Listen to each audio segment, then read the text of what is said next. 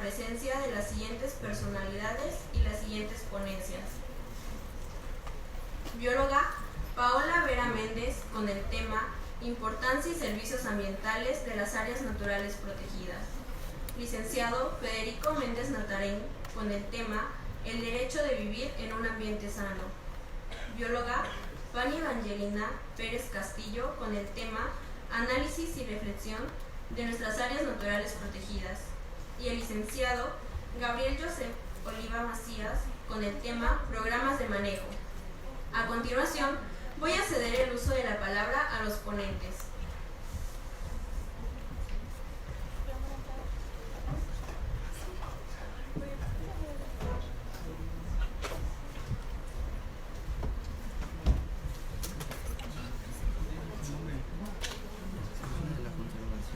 Hola, muy buenos días a todos.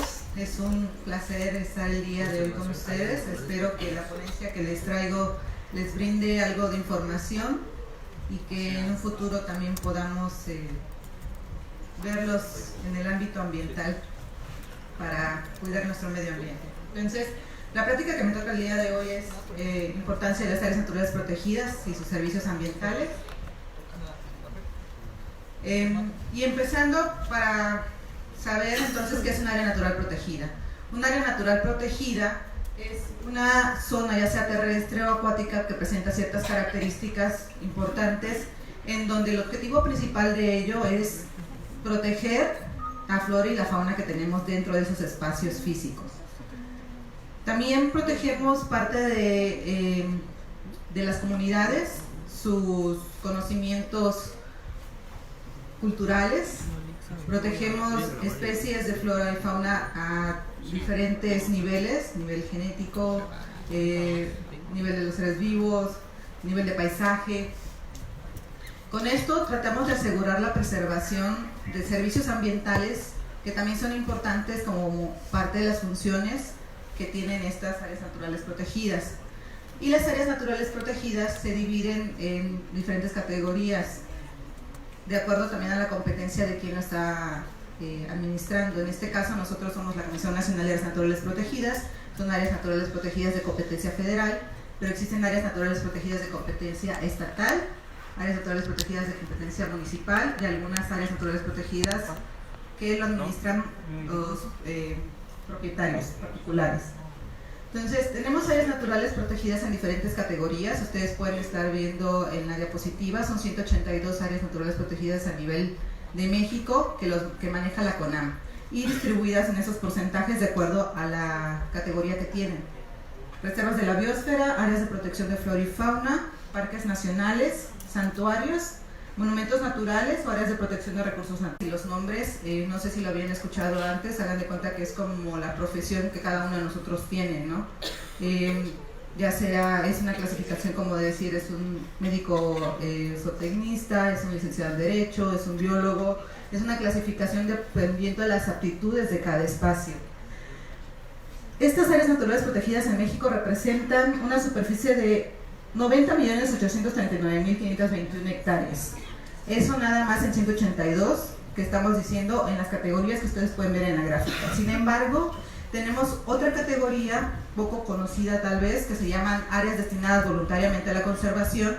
Ese es el nombre de la categoría, y que están representadas en México con 339 espacios.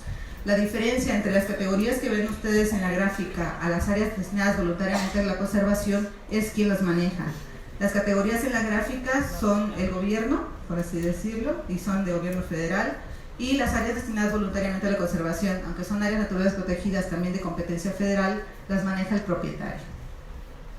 La región frontera sur, Istmo y Pacífico Sur, que es donde nosotros trabajamos, y compete trabajar en Chiapas, Oaxaca y la parte de Agua Azul, que son zonas muy turísticas, el Parque Nacional Palenque, o la zona también de monumentos arqueológicos, que tiene dos categorías, Yaxchilán también es otra, y una que tenemos cerca a nivel federal es el Parque Nacional Cañón del Sumidero.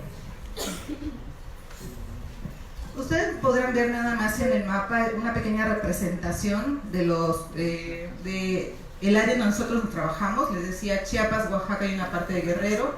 Los puntos que alcanzan a ver en rojo son áreas destinadas voluntariamente a la conservación, las que trabajan los propietarios privados, y el resto de los polígonos de color amarillo, limón, naranja y unos cuantos azules y rosados son la representación de las áreas naturales protegidas y sus límites dentro de estos estados. La siguiente, por favor. ¿Qué es lo que nos importa al trabajar dentro de las áreas naturales protegidas? ¿Qué es lo importante que tenemos? Les comentaba cuáles eran los objetivos: preservar flora y fauna, preservar, decía, de lo más pequeño hasta niveles de paisaje, pero todo ello tiene un porqué. Un porqué son sus servicios ambientales. Los servicios ambientales nosotros los conocemos en tres categorías. Una, los que te dan servicios de provisión.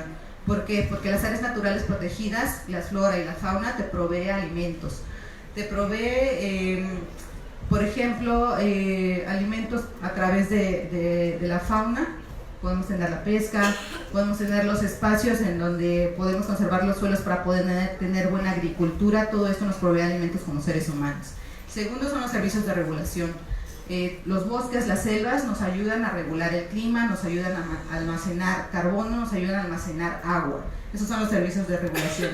Y los servicios culturales, lo que les decía, son sitios en donde permanecen etnias que cada uno tiene una característica particular y que son patrimonio cultural de nosotros. La siguiente, por favor. Ejemplos de servicios ambientales. Es muy bonito decir almacenan agua, producen oxígeno, pero tal vez algo más conciso les pueda ayudar en esta diapositiva. ¿Cuánto representa todos estos servicios ambientales en cuestión monetaria? En las áreas naturales protegidas, uno de los servicios, les decía, es la regulación del clima y por lo tanto la protección contra huracanes. El mantener un área natural protegida y tener manglares que nos permitan poder tener una zona de amortiguamiento que proteja a las comunidades se representa en parte de estos costos. 32,000 millones de pesos al año es el costo evitado para evitar el desasolve por la retención de suelos. De la retención de suelos tiene un costo. Si no hubieran manglares, esos suelos se vendrían directamente hacia las comunidades. Y el tener los manglares representa ese costo de prevención para todas las comunidades. Es nada más un número. 3.500 millones de pesos al año en el valor económico de la aportación de las áreas naturales protegidas por mantener agua superficial y que ésta se refleja en las áreas agrícolas. Si nosotros no tuviéramos esta agua superficial disponible, entonces podríamos tener la pérdida en esos espacios agrícolas que podría representar esa cantidad en dinero. Servicios ambientales en un lugar muy conocido, en Parque Nacional Cañón del Sumidero. Esto lo pueden ver que pueden ser números, pero el Parque Nacional Cañón del Sumidero, uno de los servicios ambientales que presenta principalmente es el turismo.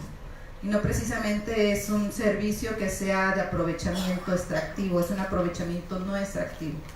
Y es algo que tal vez no se valora y que nos da una gran derrama económica aquí en la zona metropolitana y también en todo el estado. Simplemente en cuestiones de turismo, el Parque Nacional Palenque nos da un servicio ambiental de poder apreciar el lugar, que es un valor no material, pero que sí representa económicamente un costo. Y eso se puede ver en un promedio de 500,000 visitantes que puedes encontrar a lo largo del año y que representa nada más en el costo del cobro de derecho por entrada al Parque Nacional 15.771.975 pesos.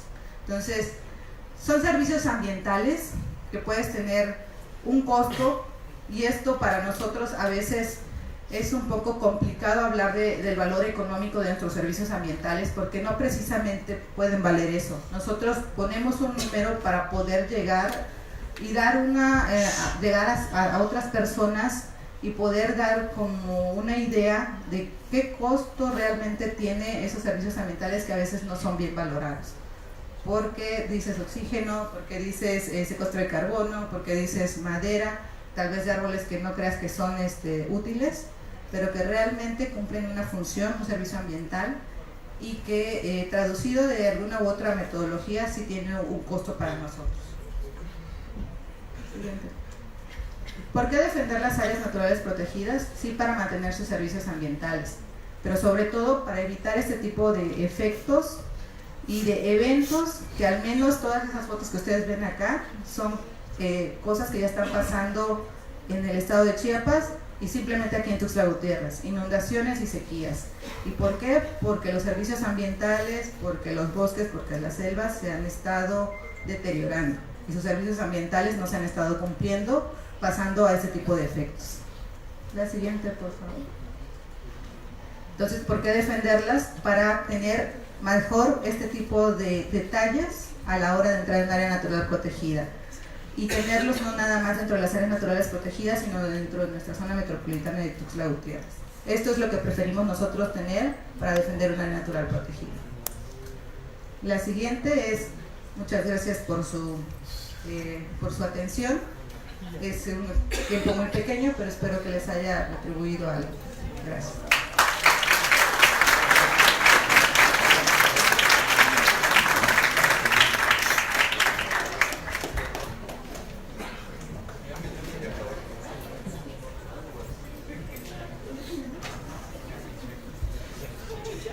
Muy buenos días a todos y a todos. Es un verdadero privilegio estar con gente joven, con gente entusiasta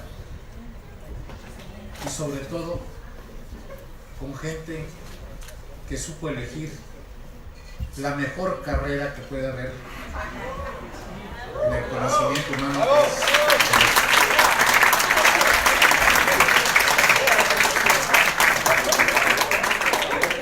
Sin duda alguna esto nos compromete más a los abogados y de alguna manera tenemos que pasar al escenario de ser muy proactivos y que no nos consideren como aquellos estudiosos que se dedican al pleito. Eso es falso. Esos son los leguleyos. Los abogados que se forman en una facultad libre de derecho tienen una característica esencial. Primeramente, el sentir el orgullo de ser, obviamente, un jurista, así como Papiniano, Justiniano. Tal vez por ahí, en unos cuantos años, se hable de Pedro, de Juan. ¿De dónde fue egresado? De la Facultad Libre de Derecho de Chiapas. Hoy me toca hablar con ustedes de un tema que es muy apasionante y que nos debe de interesar a todos en su conjunto. El derecho ambiental, por ahí han escrito, ha habido algunas corrientes doctrinales en donde se menciona que es nuevo. Yo tengo mis dudas, porque realmente el origen del derecho y de los temas ambientales tienen una vinculación muy estrecha con la salud. Realmente ustedes recordarán cómo desde la aparición del ser humano en la Tierra, pues se ve desde luego vinculado con el entorno en donde se desarrolla. Y al ser alterados esos ambientes en los que se desarrolla, pues afecta a la salud. Por ahí ustedes habrán seguramente visto o escuchado cómo en algunas naciones se llegan a cerrar las fronteras por cuestiones de salud. Aquí en México, ¿alguien recuerda cuál fue la pandemia muy famosa que hace un par de años se mencionaba como el H24 o el no recuerdo qué, diría por ahí una titular de una secretaría, perdón, de un grupo de agremiados a un sindicato? Bueno, pues precisamente el sellamiento de las fronteras se deriva por una alteración en los ecosistemas, en el medio ambiente. Pero más entrando en el tema que es eminentemente jurídico, el que me ha correspondido, Ustedes sabrán desde luego que existen diversas disposiciones secundarias en materia legal, pero también recordarán que existe una máxima que nos rige a nosotros como mexicanos, la Carta Magna. Y ustedes también en sus clases que han tenido de Derecho Constitucional recordarán las partes en las que está dividida la Constitución, su parte orgánica, su parte dogmática. En la parte orgánica recordarán que es la estructura misma del Estado mexicano, y en la parte dogmática pues estarán desde luego los derechos que tenemos cada uno de los ciudadanos que habitamos en el país y quienes transitan desde luego en él. Dentro de estos derechos constitucionales se encuentra precisamente el artículo 4, que recordarán el derecho a un medio ambiente sano. ¿Y quién es el encargado de proveerlo? Pues el Estado mexicano. Y si no, pues ahí tenemos los amparos, ¿no? Amparos inclusive hasta colectivos hoy en día en la recién modificada, dirían algunos, ley de amparo. Pero también está vinculada con el tema de los derechos humanos, que no solamente trastoca el orden jurídico nacional, sino también tiene una vinculación con tratados internacionales, de los cuales seguramente, y con mi compañera catedrática, la licenciada Ivonne, pues ya habrán tratado de ello, y felicidades por tener una excelente abogada enfocada a este tema.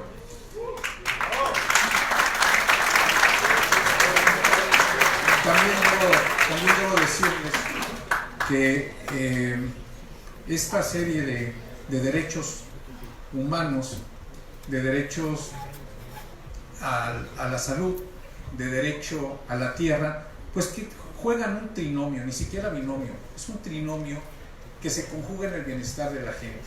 Nuestra legislación mexicana, ya hablando, y recordarán aquella pirámide de Kelsen.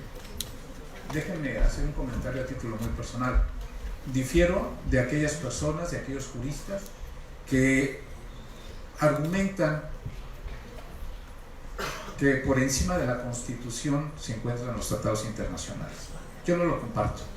Tengo mis motivos, formo parte de los que están obviamente no en este tenor, y simple y sencillamente me gustaría un día poder hacer una polémica con algunos compañeros. El punto muy particular es que existe la supremacía constitucional. El día que no exista la supremacía constitucional, ya no hablaríamos de soberanía. Acuérdense que soberanía es una. Por ahí recuerden también teoría general del Estado. Y en teoría general del Estado nos han inculcado precisamente esa supremacía constitucional y esa única soberanía. Lamentablemente no todo se ha venido dando como se pretende, y los estados, no deberíamos hablar del Estado libre y soberano de Chiapas, no deberíamos estar hablando del Estado libre y soberano de Coahuila, Colima. ¿Por qué? Porque soberanía es una.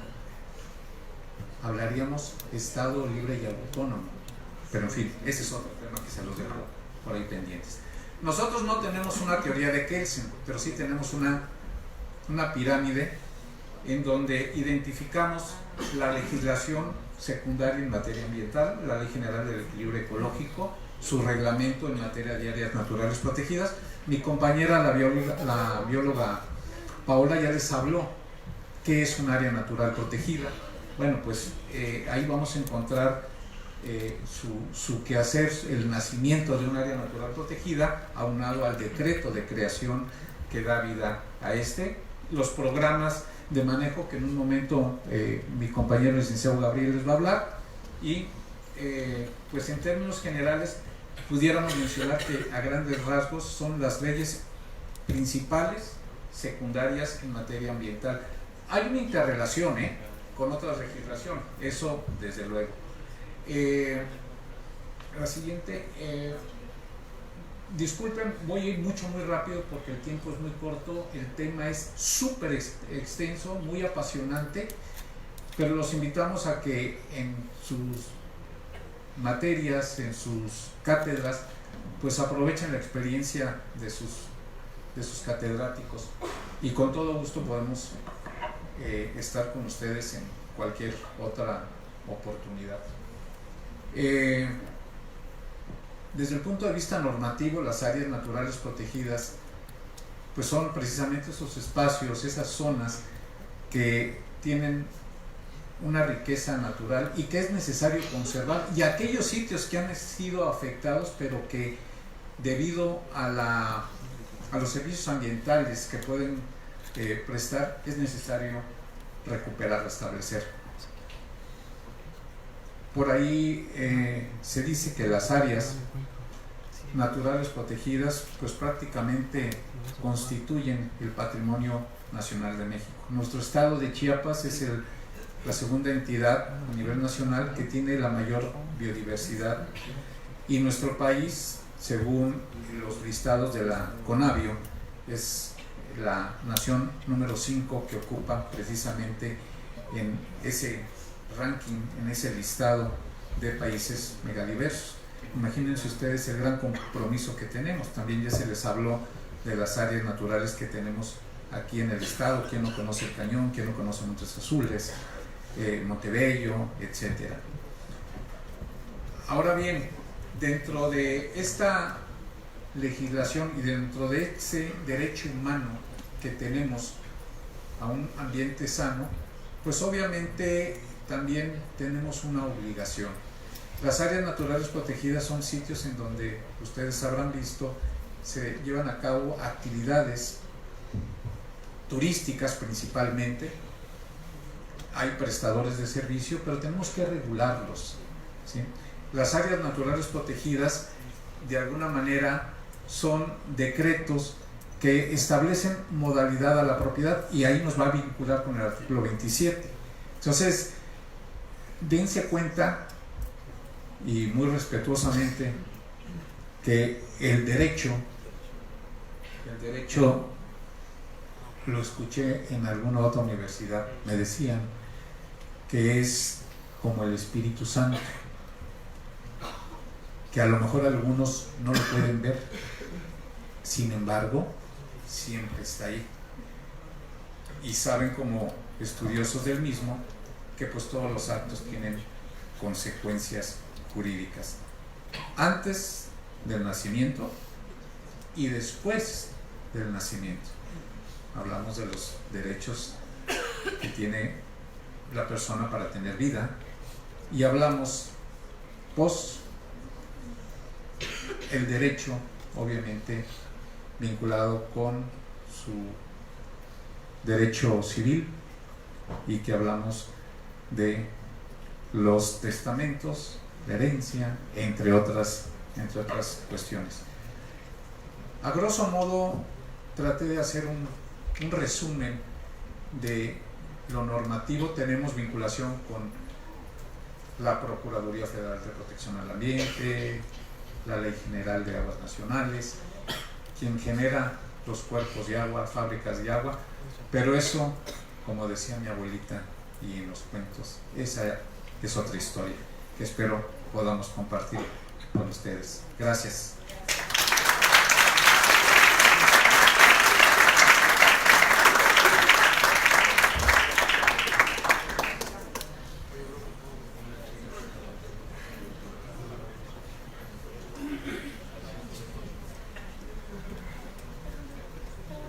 Muy buenos días a todos.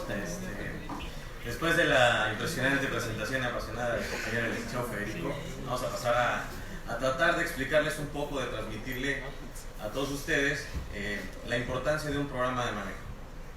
Como bien se mencionó, dentro de la política ambiental de nuestro país existen diversas leyes, marcos normativos y jurídicos que regulan ciertas actividades dentro de las áreas naturales protegidas. Bien, como lo mencionaba el licenciado Federico, existen diferentes leyes, y yo les voy a platicar un poquito acerca que aparte del decreto de creación de una área natural protegida, el documento de mayor importancia, pienso yo, de manera particular, es el programa de manejo. Supongo que algunos de ustedes están familiarizados con el término programas de manejo, y si no, es un instrumento rector que ayuda a los manejadores de las áreas naturales protegidas a regular todas las actividades que en ellas se van a realizar. Dentro de nuestra política ambiental aparece el término de programas de manejo en la Ley General del Equilibrio Ecológico a partir de 1988.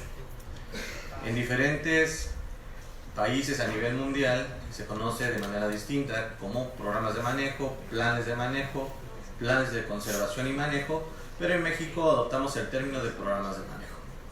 Siguiente, por favor. Bien, uno de los principales objetivos de las áreas naturales protegidas es conservar la biodiversidad y los servicios ambientales que de estas provienen, y para que logremos el continuo servicio de las áreas naturales protegidas se requiere un instrumento rector que es el programa de manejo. En el programa de manejo vienen instruidas las actividades que se permiten hacer, cómo se van a realizar y con qué medidas de mitigación para ser lo menos impactantes posibles al medio ambiente.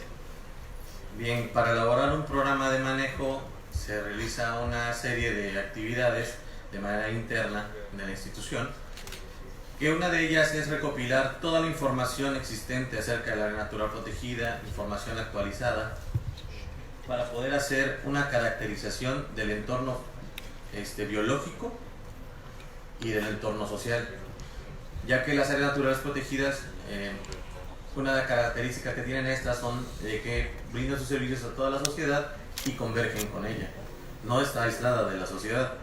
Sin embargo,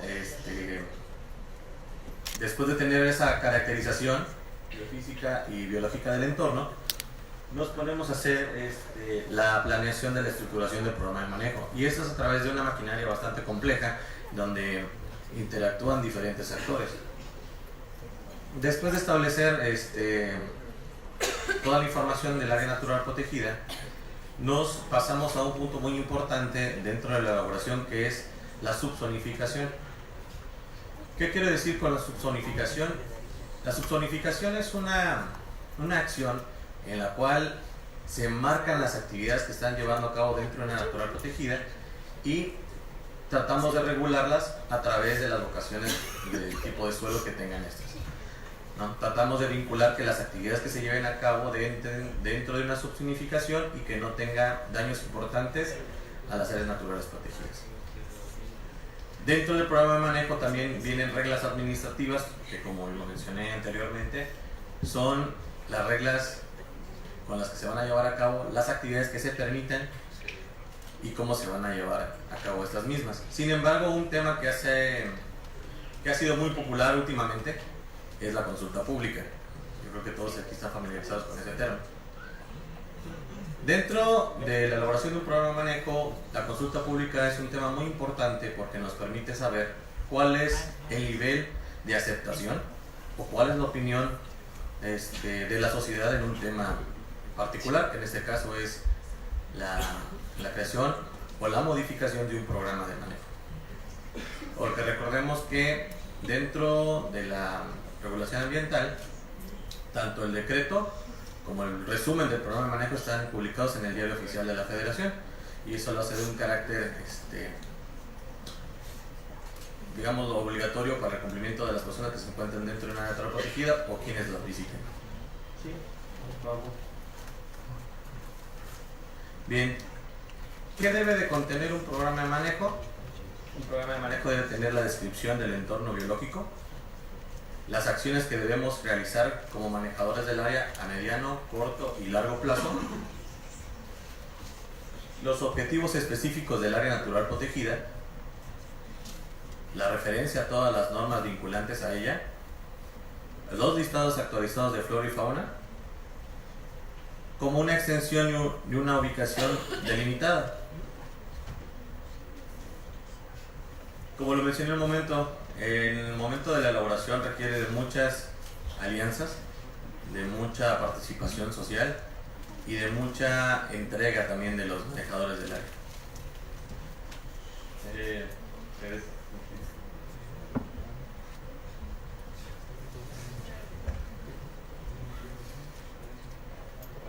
Bien, lo que les comentaba hace un momento, que después de tener la consulta pública de la sociedad del tema específico que es programa de manejo,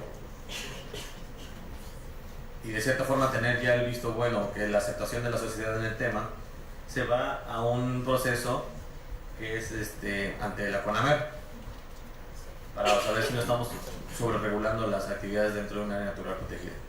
Y al final de todo este proceso ya se da la publicación del resumen en el Diario Oficial de la Federación. Uno de los temas importantes dentro del programa de manejo es la subzonificación, y como se los comentaba hace un ratito, esta tiene diferentes categorías.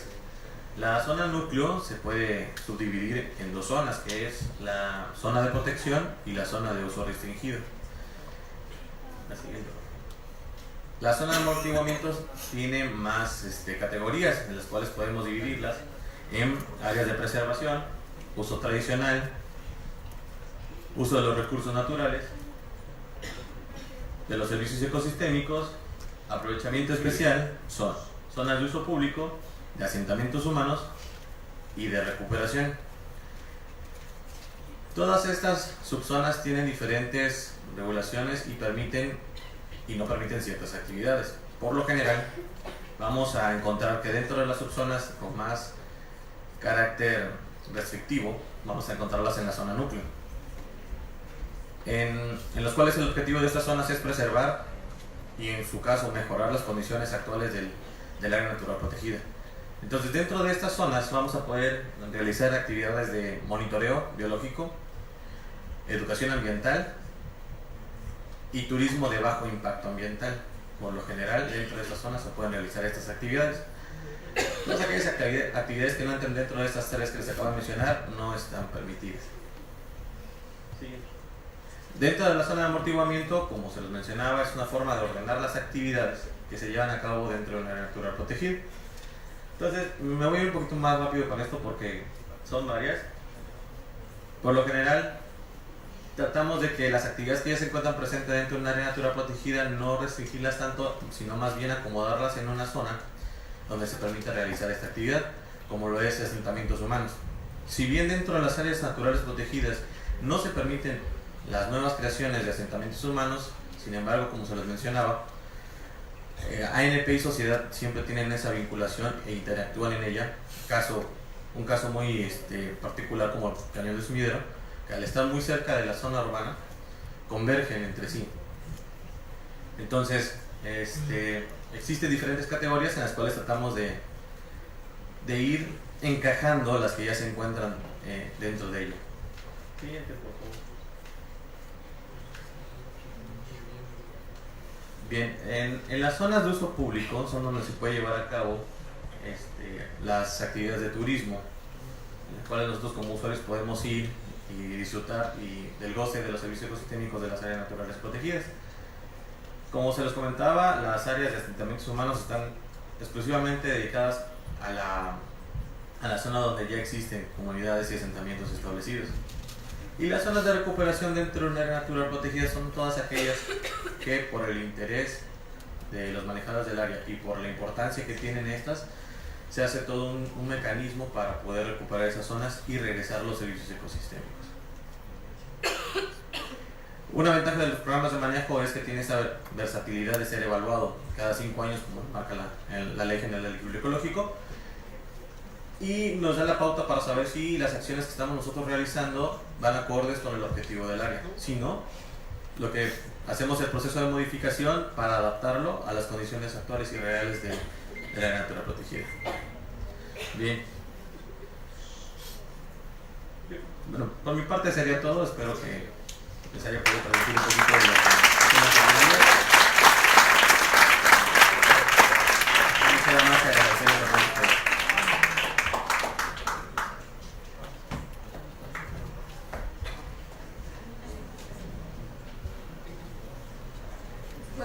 Voy a tratar de ser lo más breve posible porque creo que ya tenemos muy pocos minutos y van a regresar a sus clases. Antes que nada, agradezco mucho el espacio, a la escuela, a ustedes, y regálenme 5 minutos de su atención, que estamos a punto de terminar. Las imágenes lo dicen todo, cómo estaba antes Tuxtla Gutiérrez y cómo está actualmente. Observen cómo estaba el parque, cuáles eran los medios también de cómo se transportaban. Antes, las cocinas como eran, es simplemente darnos cuenta es tomar conciencia, que es cómo era antes y cómo está actualmente. Yo disfrutaba mejor hacer la salsa con el molcajete, que actualmente con toda esta modernidad. No juzgo de manera negativa, sin embargo, ahí están las cosas. ¿Cómo estaba el río Sabinal? Que sí se antojaba hasta echar un clavado por ahí, y actualmente en los últimos años me ha tocado ir a limpiarlo y definitivamente es un asco, y sí me enoja, sí me molesta por ir a recoger la basura de un irresponsable o de una irresponsable. Los juegos de antes nos permitían también tener contacto físico y había una comunicación, a diferencia de los juegos de ahora, que prácticamente eso es la realidad.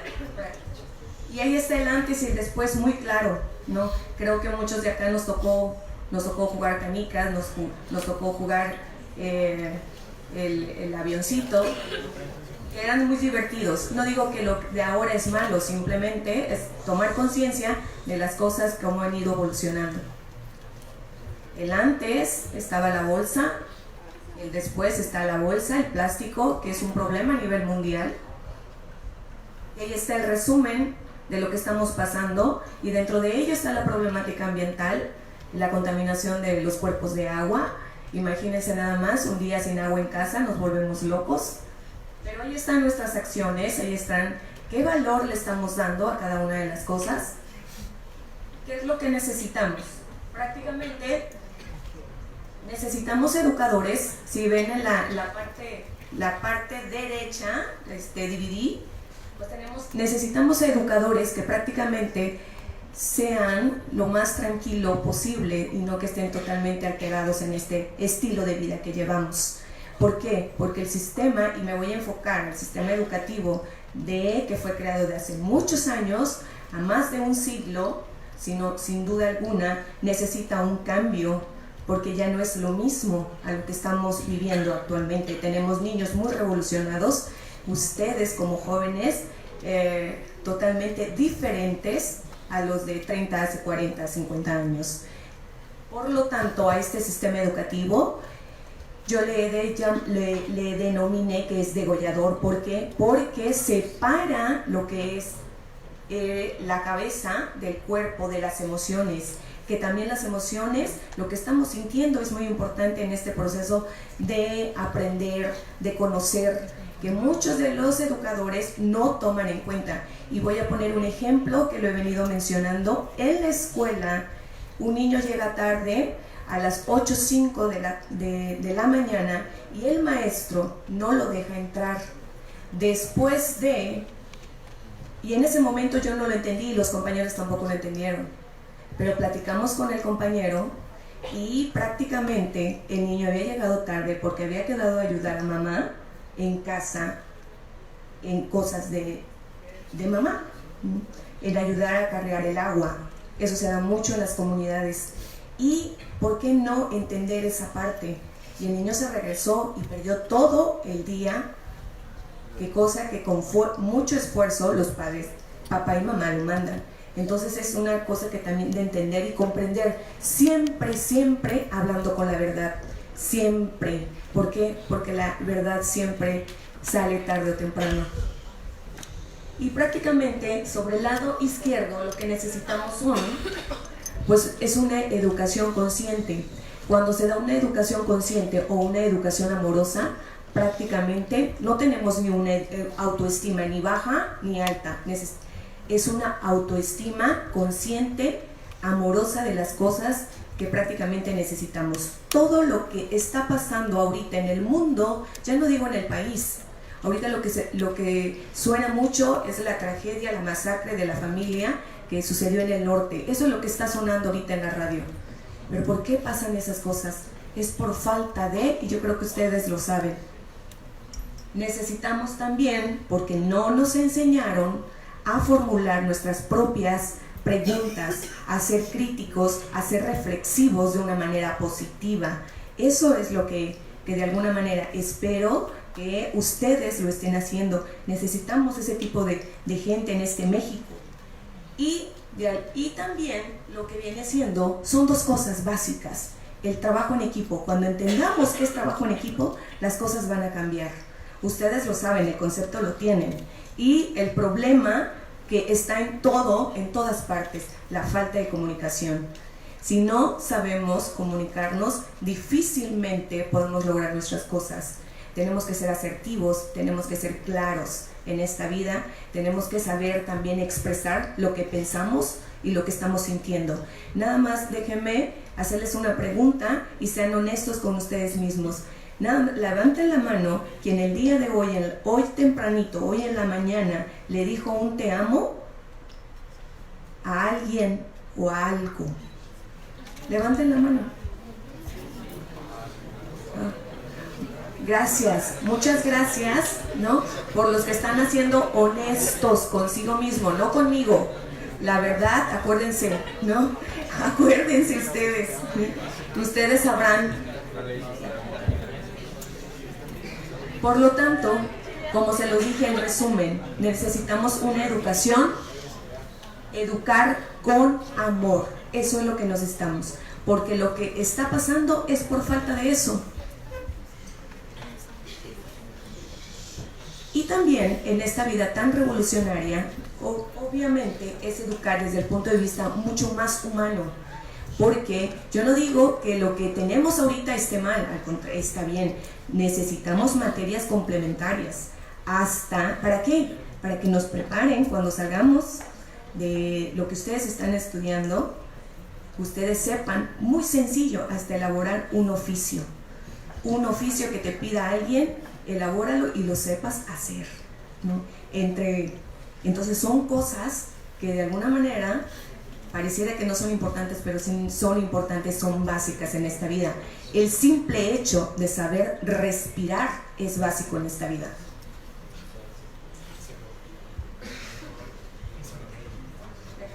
¿Y por qué tenemos que hacerlo? Precisamente por esto. Porque yo sí quiero que mi hijo y los hijos de mi hijo tengan la fortuna de ver esta hermosa reserva que es la Encrucijada y se encuentra en la costa de Chiapas. La que sigue, por favor. La Laguna Miramar, en Montes Azules, la Sierra Madre de Chiapas, la Reserva La Sepultura, Cascadas de Agua Azul, quien nos ha dado todo por ahí, una vuelta hermoso, un hermoso jaguar que hasta ya tiene nombre. Eso también lo encontramos en la selva, en Montes Azules, en el complejo. Pues también tenemos santuarios de tortugas. Najá es un hermoso sitio también. El Triunfo, que donde quiera que ves hay vida, ¿no? Es caracterizado porque es alta en biodiversidad, en flora y fauna. Estos hermosos atardeceres me gustaría que persistieran, y por eso vale la pena luchar, defender a las áreas naturales protegidas, Palenque, la Sierra Madre de Chiapas, donde está el Triunfo, Sepultura y el volcán Tacaná. Y ahí, este anochecer, estando a 2000 metros sobre el nivel del mar, es un regalo de la vida misma, ¿no? Y gracias a las áreas naturales protegidas, gracias al jaguar, gracias al mono araña, nosotros estamos aquí. Muchísimas gracias y hemos terminado.